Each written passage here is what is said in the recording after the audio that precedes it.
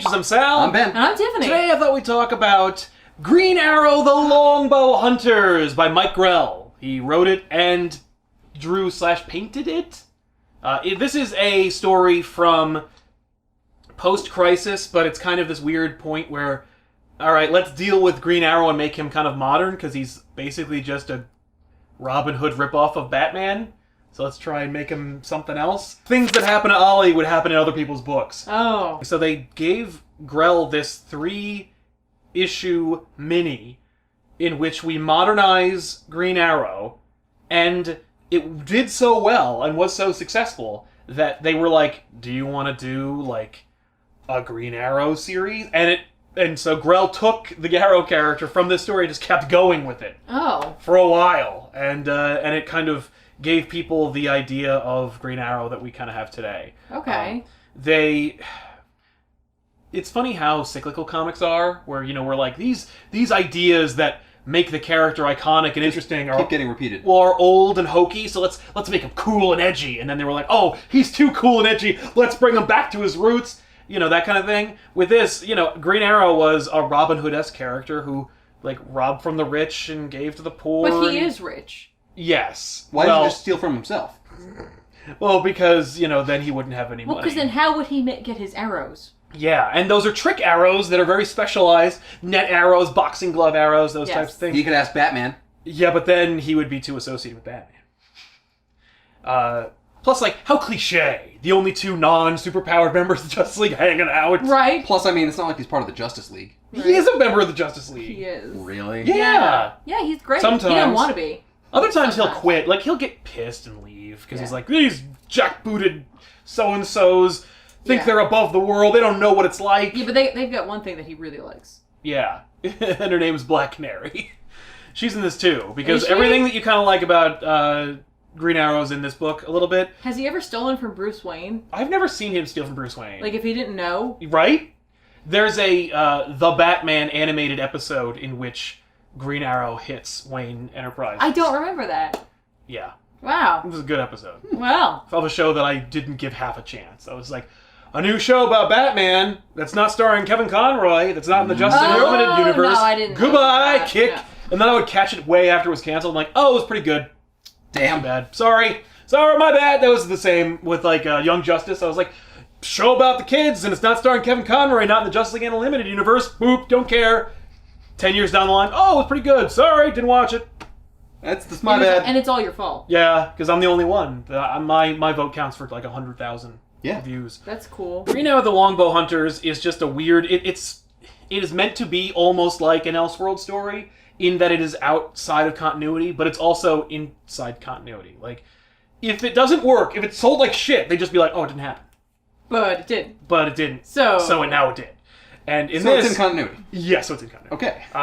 Not anymore because it's New 52, but you know whatever. Oh yeah. But the idea is that Oliver Queen is turning 43, which is an age that I would. Dan DiDio would kill himself before he made any major superhero over 39. Oh come on, he's got the beard and all that kind of stuff. He's got to be in his 40s. Yeah, he's cool. I like the beard. He should always have the beard. I agree. No offense, he kind of looks like he's in his 50s. That's also partially the style. That's also Grell's pencils, but like what? But no, I meant the style that he has, like the shape of the facial hair, like his look. He's from the 50s. No, he looks like he's. Well, he's 50 supposed to like harken back to like Errol Flynn. Yeah. Which, by the way, he has works. a full portrait of Errol Flynn as Robin Does Hood he? in his house. I like on the cover he has the hat and then he has a hood. Yes, the hat is the old school Ollie Queen, Right. and this is the new cover, the new costume. They threw away the old like Robin Hood-esque costume and replaced it with this more like modernized design. So he doesn't have the hat under the hood. No, so he just has no peripheral vision instead. But he still has a hood and a vest/tunic. Yes. Tights and knee-high Those boots. could be pants. Yeah, no, the outside I think is actually part of like a full vest thing. Okay. It's just tucked underneath the belt. Yeah, it's definitely a tunic. By the way, but he also replaces his boxing glove arrow and his like EMP arrow and everything with sharpened killer arrows. I'm okay with this. That's what he does. One of them just has a vial on the end, and in that vial It's just poison. I was gonna say bees. Just Yes, he does have his killer bee arrows. so you're like, what the?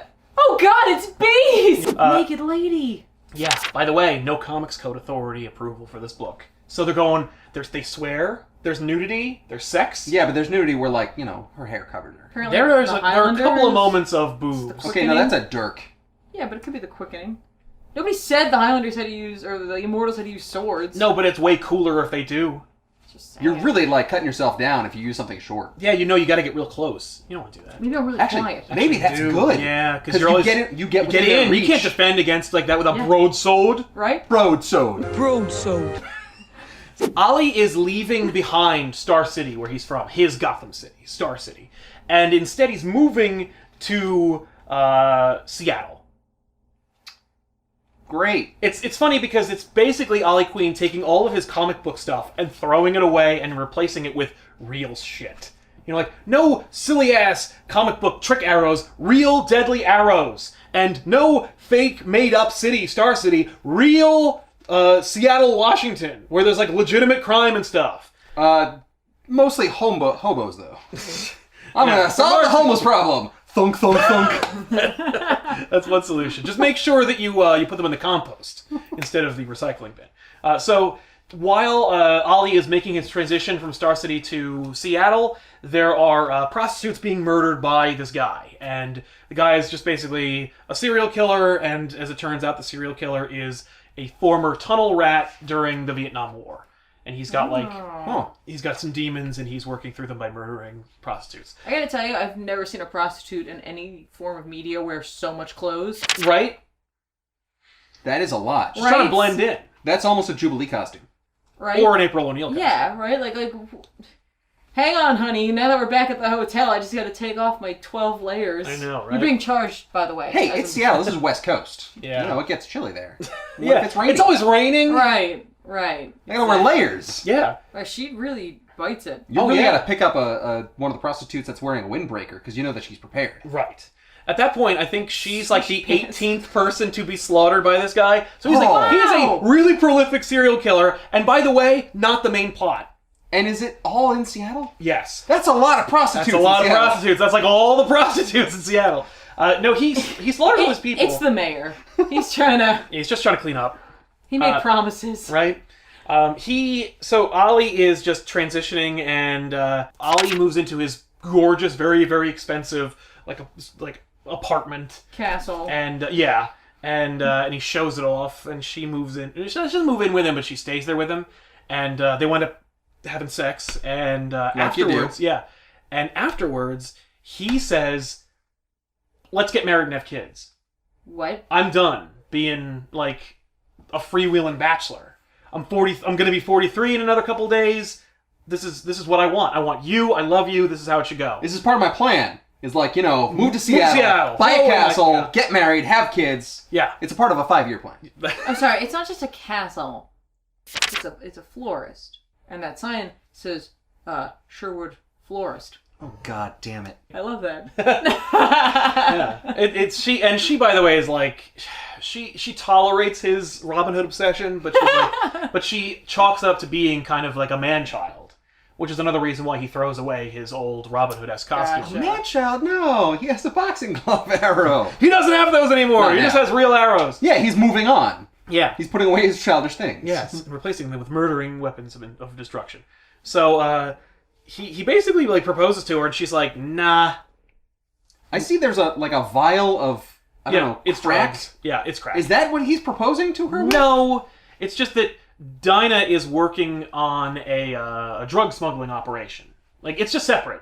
Ollie's dealing with a serial killer, and Black Canary is infiltrating drug smugglers. And so she's undercover. She has normally a big mane of blonde hair. Yeah, In this does. case, she has short black hair, and she just cuts it and dyes it. Oh, wow. That's commitment. Yeah. She's undercover, like deep undercover. Later, she will leave Ollie Queen behind. It's during the post-coital dumping that she gives him. Because she's like, no, I'm not going to marry you, and we're not going to have kids. But let me just tell you something. I would love to, but we're both superheroes, and that's really irresponsible. And he's like, come on. She's like, nope. And No, I then- wasn't saying, come on, marry me. I'm saying, come on, like seconds? round 2? Yeah. So then he wakes up and she's gone. And there's a note that says like, major tip on the drug smuggling operation. I gotta go. You'll understand. And by the way, she leaves him like on his birthday. So, there's this really, really sad moment where in his alone, gigantic apartment, he baked himself a cake, filled it with candles, lit them, and then sang "Happy Birthday" to himself in a darkened room. Wow! It's really melodramatic and So sad. he's 13. Yeah, he's 13 going on 43. Yeah, he's really maturing. But by the way, it's not because he's a man-child that he loves Errol Flynn. It's that he loved what he represented and the character that he portrayed and the fact that like Robin Hood was this symbol of hope and justice and whatnot. He wants to provide that as well.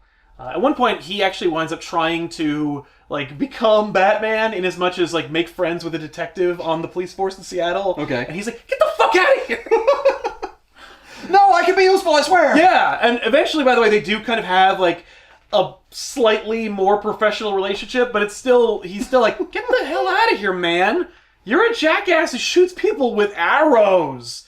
That's not like Batman who solves crimes and defeats them and then presents them to us. You're shooting people with arrows with no proof or evidence. If I had a window to another universe, I'd call you the Punisher! Yeah. So Ollie's trying to track down this murderer, the serial killer, while Dinah's trying to deal with this drug smuggler. Of course, those two stories wind up intertwining later, but like it doesn't matter. Oh, you mean the thing that he's doing and the thing that she's doing are interconnected? Yeah, believe it or not. Who's Ray Gunn? I don't know, but he sounds like he's from the future. Well, it looks like it's just a grave, and it looks like it was just Mike Grell making a joke. I know that it just says goodbye. What? Well, that's the problem when you're drawing tombstones, is that you have to like either put something either on put it. scribbles indicating text, or you actually have to put text, and it's like, what a pain in the ass. And you're also look at the amount of effort that each panel goes into. He's clearly like bored. Yeah. So he's just making little jokes. I'm just taking time. By the way, you'll also notice that if it's a text joke in art, it's the artist making the joke. Because the artist will like draw the text into the scenery. Like if it's spray paint or if it's like newspaper jokes. Gotcha. Like I remember in an old Spider-Man comic, someone's reading a newspaper, and because McFarlane loved to do these huge close-ups, you'd have to like actually see the text in the newspaper. And one of the articles was something like, Liefeld to ink. Why? Like, wow. How mean. Yeah. But that's great, the thing. though. Oh my god, I've seen so many different like inkers taking pot shots at the penciler and pencilers making fun of like colorists and stuff. Just so much like criticism across the board in their own art. It's really funny. Ray Gunn is just like the most tame joke you could possibly make. It's just like What the hell are really you doing? weird and like in the middle of a panel. Yeah. Yeah, it's very distracting because it's the only tombstone you see. Now you see other, but not in It's that the one panel. that's in the front row. Yeah, it's like, hey, Ray. If Gunn. only it was Tommy Gunn. Be period-esque. Yeah, but then the grave would have to be bigger. Tommy Gunn, he went out with a bang. There you go. Thanks. Yeah. As he's trying to track down the prostitute murderer, random Johns are... Well, okay, by the way, his serial killer just gets assassinated by a woman with a bow and arrow. Cool. Like, over! The serial killer story's done! He's dead! So, you're like, okay. Alright. That woman's effective. yes. I like her. Yeah, her name is Shadow, and she is an interesting character. And she winds up basically assassinating all these like seemingly random but That's all cool interconnected men who are soliciting prostitutes. And at first you're like, oh god, is this one of those like I used to be a whore and now I kill people who solicit whore? No. But she's killing like selective people with her bow and arrow, which of course is hilarious because Ollie moves to Seattle. He's a superhero with a bow and arrow, and he's just switched from dorky bows and arrows to lethal bows and arrows. And then someone just happens to show up on the scene who is murdering people with bows and arrows. Right. So the detective, who he's like, "Hey, we should work together," he's like, "You're murdering people with bows and arrows." Like, no, there's another person with bows and arrows that just showed up around the same time as me. Yeah. He's like, "Yeah, that's really convenient." No, Yeah, that's a huge coincidence. by the way, he does believe him, which is like, no, it should be complicated. Where he's like, he's being hunted. No, Is Ollie ever under arrest at some point? no, like no brought up for point. questioning? Nope. Alright. So, what we meet is this character, Shadow, who is the daughter of a Yakuza agent who was born in a Japanese internment camp during World War II. And her father was captured and interrogated by American soldiers Yeah. because he knew the location of secret Yakuza gold. So they found out the location, and then he, in his shame, killed himself. Is that somehow more plausible than Nazi gold? Well, because, yeah, it's like, it'd be boring if it was Nazi gold. That's so cliche, but Yakuza gold, that's new. Also, we could still do the World War II angle. Should be Yakuza jade. What's the exchange rate on this? I don't know. What's the matter with you two? So Shadow is raised by the Yakuza, and basically is given all this information about her father and these American soldiers who all, like, wound up screwing them over out of gold and money. Was there really gold? Yes, there was really secret Yakuza gold, and they really recovered it. And Shadow is killing all these random businessmen, but as it turns out, they're all linked. And Ollie is like, how are they linked? And he can't figure it out. And the only thing that seems to link them is that they don't have war records. Yet they're all kind of like older men. So they all should have fought in World War II. Right. And yet they all didn't. And what turns out is that, like... That is a really weird leap in logic for him. Yes, it is kind of a leap. But it's interesting that it... I think it's because it took place in, like, the early to mid-'80s. And so it had to be, like... It would be more in your mind. Did Ollie fight in the war? Or any of the wars? He was 43 in 1985. He's also he's like super rich too, or right? 87. I'm sorry. He is super rich, so no. I'm assuming he should have fought in Vietnam then. Yes, but he didn't. Which is weird. Maybe that's how he knows. He's like, he was summering in Europe. Yeah. Throughout the entire Vietnam conflict. You understand? I was just living in the forest. I was trying to find a band of merry men, and no one would join me. Apparently, if you say merry. Yeah, people think another thing, and then it's because 1987. So this super effective chick shows up and kind of takes care of this whole problem, and Ollie's like, No! No! Yeah, so you can't kill people with a bow and arrow because I have a bow and arrow, and I don't kill people with it, and I don't need you messing up the bow and arrow angle. Yes. Even though you've taken care of this hero killer, and these guys are all jerks. Yes. Well, he doesn't know they're jerks. He just knows that they solicit prostitutes. Okay. And they had no war record. Was the serial killer one of the guys? Yeah. Oh, that's messed up. I know. Alright, so she got him. Yeah. Nice. That is messed up, though. But, like, not because she was trying to get the serial killer. No. That just happened to work out. Exactly. So, as it turns out, the guys who all stole Yakuza gold had a friend, and he wound up helping them basically erase their war records. So there'd be no link to them and the theft of the gold and the assassination, or the suicide of this Yakuza guy and all that stuff. It's basically a way for them to cover their tracks. Yeah. But in covering their tracks, they wound up creating a new one, because instead of having tracks, they had no tracks. Exactly, and that's what linked all of them, because Shadow was killing them. What? That's messed up. What? At the end? Yeah. Her pimp kills her and they just blame it? On the serial killer. It's a messed up world. It is. Mike Grell had, like, some demons that he was clearly excising with this, and he was just using Green Arrow to do it. Okay, so he's wallowing in self-misery over his birthday, and he winds up going... While wearing nothing. While wearing nothing. Well, he takes... Yeah, Well, I sleep in the nude. Yeah. That way, if an attacker comes, I'll surprise him with my wang. Yeah. I thought it was like, that way he has no clothes to grab onto. That's right. No, you have something much worse to grab onto. He didn't think about that. Well, he's keeping up the arrow motif with the shaft. Ollie winds up hearing on the radio that a drug bust went bad. So he immediately leaps into action out of his bathtub, and you see the silhouette of his balls. But, alas. That seems like the worst way to get out of the tub. Yeah, over the faucet? I'm just saying. You're just gonna hit something. Yeah. Who knows what it is? Hey, tubs are slippery. He basically redoes all of Black Canary's work to try and find all these drug dealers. Okay. So he's like, all she told me was, there's a drug bust going on. Right. And so I gotta figure out, like, where these drug dealers are and what's going on. So then and he can't just get in touch with her because it's weird now, because... Yeah.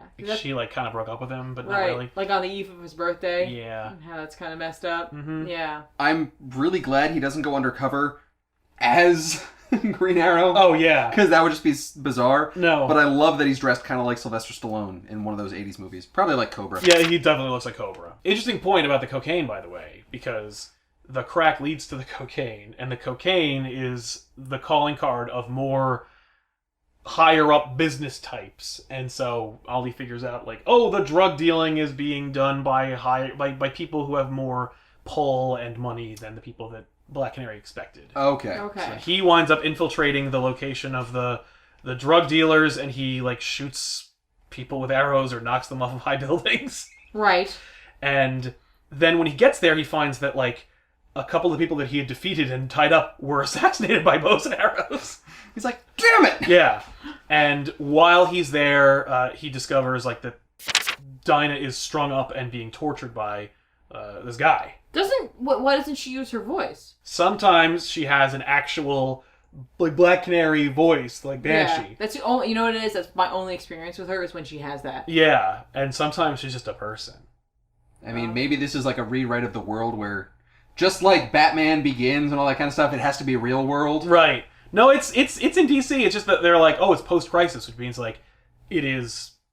We're making it a little gritty. It's a really well rendered foot.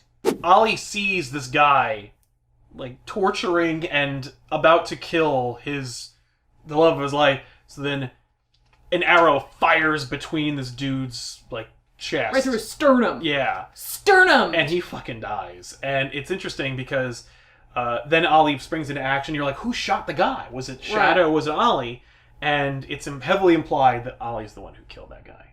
Nice. And when I say heavily implied, I mean it's heavily implied in this book, and then later it's basically confirmed because they're basically like, this is the turning point for the Green Arrow character, where he is now a murderer. Like now he will cross a line. Is that kind of fire? Yes. How did that happen?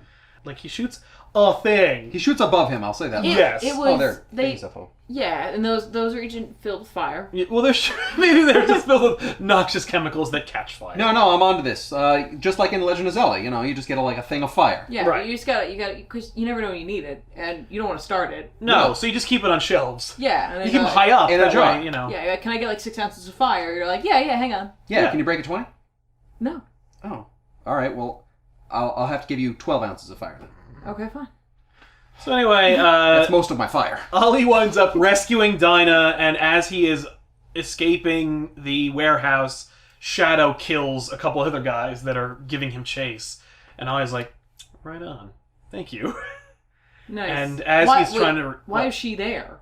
Shadow? Yeah. Because the people who were involved with the theft of Japanese Yakuza gold, some of them went into the drug dealing business. Right. That's these guys. There's a lot of people who stole Yakuza gold. It was only like 8 people or so, but it's still like enough where they're doing really illicit activities. But Does Dinah ever have a problem with Shadow? I don't really see one. There's never one in this book. But Shadow then becomes a recurring character. But I didn't read Green Arrow in like 1988, so I don't know. But I love there's a moment where he's not even sure if she's alive, so he's just holding her as Shadow's like looking on, and then Dinah wakes up and she says, "Sorry, I missed your birthday." Oh. And you're like, oh. That's really sweet. She loves him. Shadow's like, really? Shadow's like, oh, I forgot to get you something. Arrow. I'll just kill you. It's easier that way. Yeah. Oh, sorry. That's my instinct for everything. Ollie winds up like basically saying, I gotta figure out who this chick is. Because she's like super hot. She's super cool and she's hot and she's really helpful. So she's murdering people too, so I probably have to know that. But like, yeah. But in a sexy kennel. Shadow's neat outfit also reveals that she has this like crazy intricate red dragon tattoo, and so he does some digging and finds out about people who have this specific tattoo, and he winds up filling in all the gaps that I filled in earlier about how that's a Yakuza tattoo, and how, Shadow was raised by Yakuza agents, and her father had Yakuza gold, and blah blah. She's related to the Shimada family. Yes. Yeah. It's from Overwatch. I know. Thank you. No! Damn it! I mean, maybe. She's got this cool alt that she could use. Anyway, so as he investigates all this stuff, he finds out that there's going to be another drug deal going on in Mount Rainier, is where it is. Well, I'm glad we didn't read this book before we went to Seattle. Yeah, we would have been like, this place is ripe with drugs and arrow-related murders and prostitution. Yeah, but we gotta go to Mount Rainier. Yeah, because it's pretty. And also there's like duffel bags full of money and coke. And Shadow is there too, and he's like, okay, I gotta stop her. And she's following him. Yeah. Because she's because she's a shadow. Yeah. He winds up running into her because she's like, okay, I got you. Like, she's got the drop on him. Mm-hmm. And she's like, you know, I've got no beef with you, man. I just want to shoot these guys with arrows. And he's like, me too, but like not like in the way that kills them. And she's like, well, that's not going to work for me. Not only that, you can shoot them if you want, but I will shoot them afterwards. Yes. Yeah, even if you shoot them in the leg, I will then shoot them in the head. She's like, well, how about this? How about this? You go first. Right. And then I'll follow and then up. you leave. Yeah. And then, exactly. And I'll just go in a tree and wait. Because it's not like you're bringing these guys back. Yeah, Exactly. You take care of what you need to, and then I'll just call somebody to help them. Yeah. You go. I will help them end their lives. Right. You buying this? Right? Are you? No. Are you on board? No. Okay, you're down.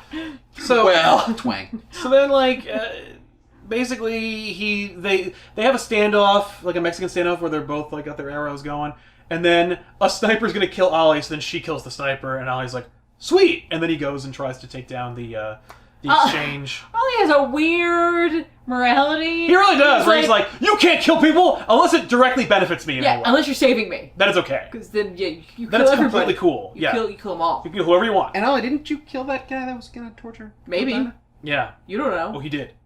You- No you- question. You didn't see it. It wasn't in a panel. Yeah.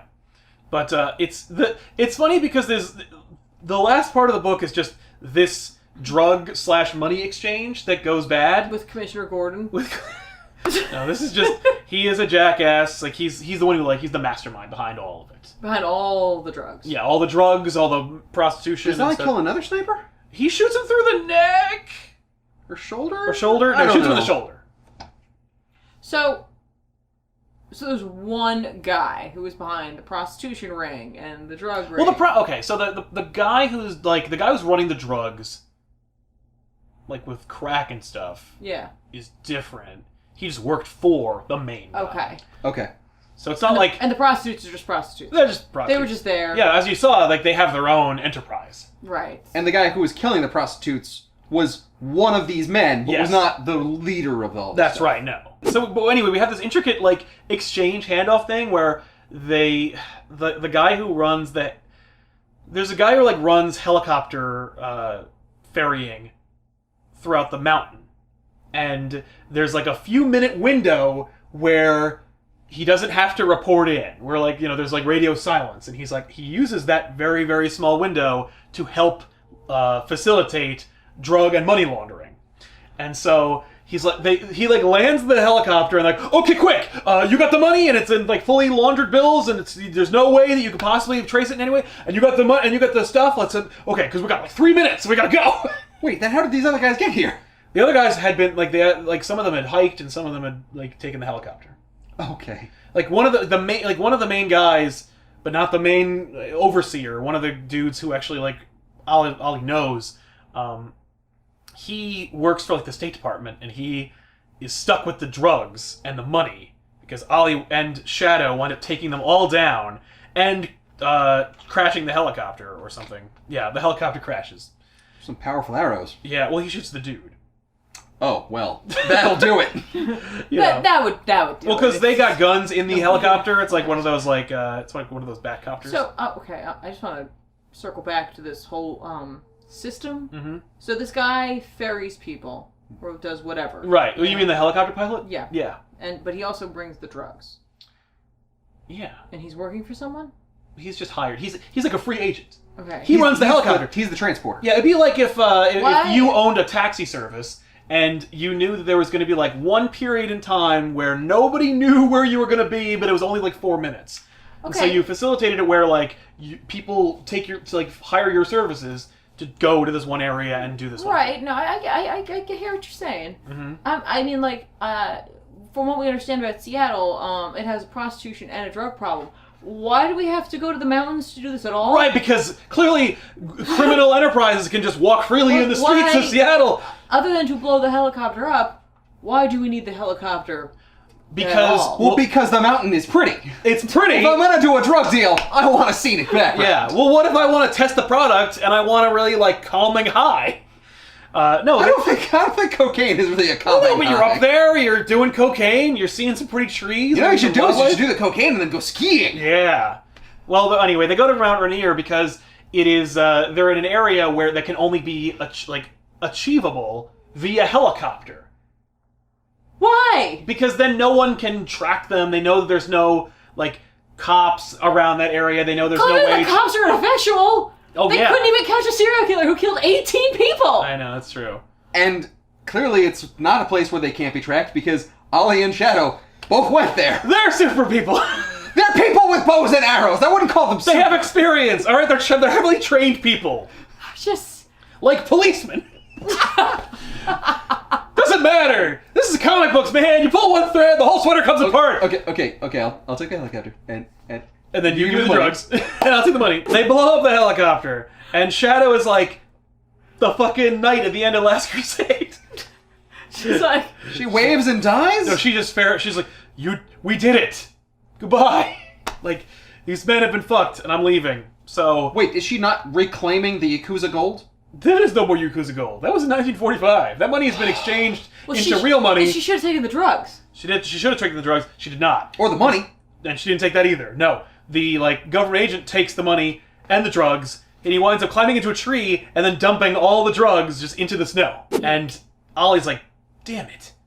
Because he's like, hey, stop getting rid of all that drugs, because I need to take you to jail. And he's like, okay, you're not gonna carry me down this mountain. And I already got rid of all the drugs. It's all gone. So how about this? I've got a duffel bag full of $350,000. Why don't you take that and I'll go home? And he's like, all right. So then Ollie takes the money and he leaves.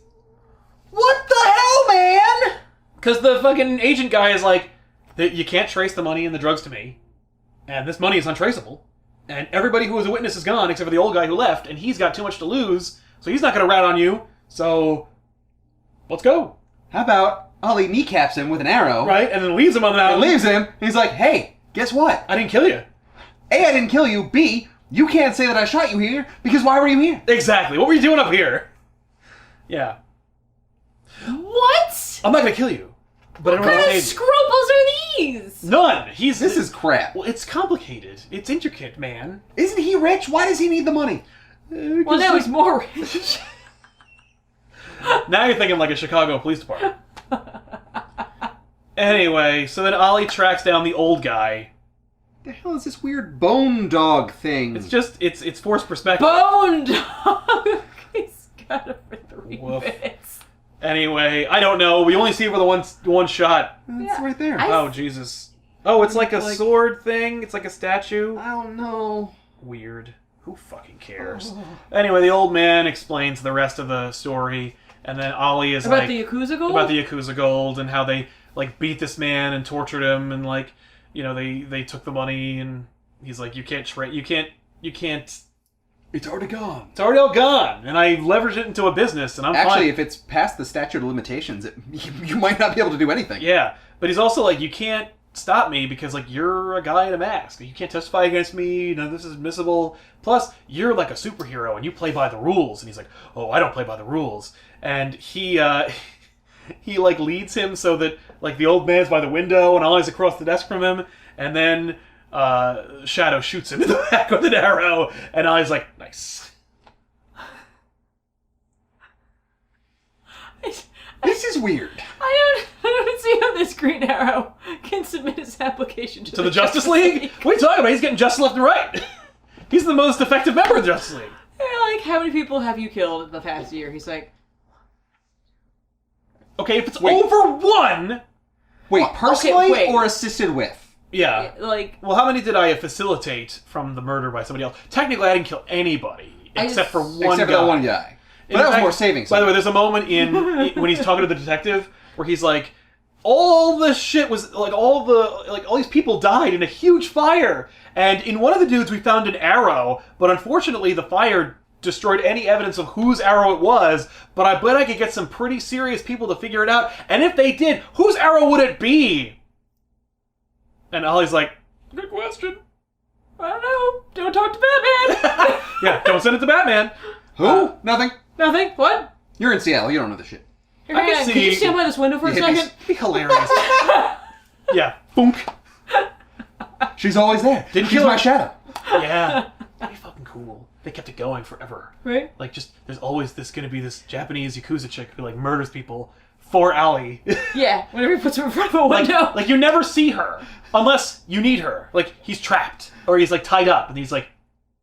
Right? Or like he's on a date, things are going well, and they go back to his place, and he's like, don't go! Yeah. Well, I have to get a place with no windows. So the story ends with the bad guy getting killed, like everybody, and then he visits Black Canary in the hospital. All right, she still has short black hair. This is a hospital. This cannot be a wig. No, there's no way it's a wig. But he's like, look, you were right. We can't have kids. We live in a fucked up place where I let people get murdered by Japanese Yakuza people, and no. It's a very, like, morally ambiguous world that we live in, and we can't possibly raise children in it. Because I'm also, like, a schmuck, so forget it. And she's like... But here's $300,000 more than your medical expenses, so... Yeah. I'm sorry? And she's like, listen, if you ever decide to, like, give up the hero business... And he's like, hey, listen, business is booming. See? And he shares the fucking duffel bag full of money with her. Was she gonna say that they should be together then? No, she was saying, like, if you ever... Yeah, she's saying, if you ever stop being Green Arrow, we can have kids and stuff. But to be fair, she didn't kill anybody in this entire adventure. Yeah, but maybe she should have, because she was, like, beaten and strung up and nearly, like, murdered. I'm just saying, there might be a good reason. She's like, if we're gonna have kids, you're gonna have to stop. You're gonna stop putting people in front of windows. Yeah, because you are unhinged. You move to Seattle and all bets are off. Because one day this kid's gonna, like, break something of yours and you'd be like, go stand by the window for a second. Hey, could you close those blinds for me? He's like, oh, really, Donna? Really? You can stay out here? You're in a hospital bed. What if I walk over to your window and draw the shade? I'm gonna do it. So it's trying to do a lot of things. You have to remember the time from which it came. It came right after Crisis. It's DC trying to legitimize what's happening. Vertigo doesn't exist yet. They're trying to really establish all their Vertigo. They're trying to establish the grim and gritty reality of reality into their comic book superheroes, and they're like, well, which superhero would be the best lens through which to see like the gritty underbelly of crime and reality? This is a crazy back cover. Yeah, I mean, it's cool. It's got a nice wraparound cover, all of these do. Yeah, they do. Maybe the blonde hair is the wig in this case. Yeah, that's true. That's a good point. Thanks a lot for watching this episode of Backers, everybody. And thank you, by the way, to our awesome member of the population who sent us this and wanted us to give it its due. I'm sorry. No, here's the thing. We made fun of it. But it's still fun. I like the idea of taking a character like Oliver Queen. Yeah. In particular, from what I know about him, especially having the lavish lifestyle that he's kind of used to. Mm-hmm. You know, the fact that he is... Sometimes he'll throw it away. Sometimes he doesn't. In the current run, yeah, he is rich, but he's trying to be more like a social justice warrior kind of thing. Yeah. But, like, to put him in a scenario like this, where, like, he's in, like, this apparently super gritty city where, like, things are, like... Nothing's safe, yes. You know, and it's bizarre that he takes the money at the end. Yeah. Like, does he do any good with it? He keeps it. I'll hold a ball for all of Seattle. I don't know. But, I think it's neat. We definitely poked fun at it, but my takeaway from this story is that it's good. It's cool. I think it's fine. Yeah. The problem is there's nothing distinctly Green Arrow about it, despite the fact that it is all about two archers kind of facing off. Because it's not really about that. Like, the cover art and the takeaway from it, you'd assume it's all about, like, these two archers who have two conflicting ideologies. But no, it's about this dude who is having a midlife crisis and is pushing his superhero agenda and trying to, like, make it work in the framework of a 40-year-old. And then you have a person who is getting revenge for her criminal organization because she doesn't really know any other different lifestyle. Right. So it's two completely incongruous characters who wind up by accident being on the same team or on opposing sides and on the same team. Wait, is she still reporting to the Yakuza? Yeah. She's an agent of the Yakuza. I thought she was just trained by them and she's like, no, I have to get back. No, they're like, no, get honor for your father. Like, yeah. Well. But by serving us. Yeah. Kill these guys. Yeah, that's right. Oh, shit. She's a criminal. Yeah. She's cool. Anyway, you can get a copy of this in the description box below this video. I'll try to find some of them. I'm sure this is in trade. These are the originals. So, that's cool. But you'll pick them up in the description box below this video. That was the whole issue? Like, one issue? This is all three of these is one story. No, I know, but like, this was one issue. This is a lot for an issue. Oh yeah, well they're trying nice. to, they were like playing with format and graphic novels and I like when there are more pages in an issue. Yeah, me too. Good stuff. Well, yeah, you know. By the way, what was the cover price for this thing? It was $3. Back in the 80s. This would be $8. Anyway, thanks a lot for watching, everybody. And we'll see you guys next time with another episode of Backers. I'm Sal. I'm Ben. And I'm Tiffany. Bye. I like when there's more pages in an issue. I like when there's more money in my wallet. Yeah. I like when there's more air in the room. I like when there's more food on my plate.